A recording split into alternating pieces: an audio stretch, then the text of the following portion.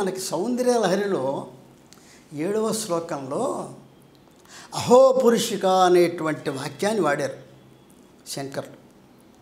నా పురమధితో అహో పురుషిక అంటారు చివరిలో. అంటే త్రిపురములను ధ్వంసము చేసినటువంటి ఈశ్వరుని యొక్క అహంకార స్వరూపమే అమ్మవారు అని చెప్తారు. అహంకారము అంటే మన సాధారణంగా మన లౌకికంగా పొగరు అనుకుంటాం. వాడు గొప్ప అహంకారరే, అమ్మవాడికి అహంకారం ఎక్కువ అంటాం. కానీ ఇక్కడ అహం అంటే ఆ అనేటువంటిది పురుషవాచకము, హం అని స్త్రీవాచకము.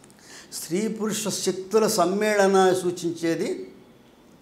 కాబట్టి మొట్టమొదటి శ్లోకం శివశక్త్యా యుక్తో యది భవతి శక్త ప్రభవితుం నచేదేవో దేవః ఖలు నఖలు శక్త స్పందతుమపి.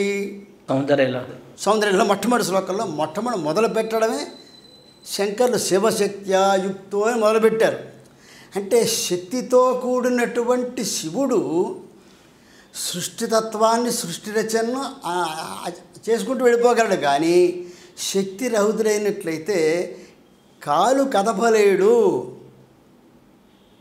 చాలా స్పష్టంగా చెప్పారు అక్కడ. అంటే పురుషతత్వం ఎట్లా ఉంటుందంటే పరతత్వము శుద్ధ బుద్ధ స్వరూపం. చైతన్యముతో కూడినప్పుడు మాత్రమే శక్తివంతం అవుతుంది. ఆదిమిథునం కదా, స్త్రీ పురుష శక్తుల కలయికమే సృష్టి. కాబట్టి ఆదిమిథునము కలిసినప్పుడే సృష్టి వస్తుంది, లేనప్పుడు చైతన్యరహితం అయిపోతుంది.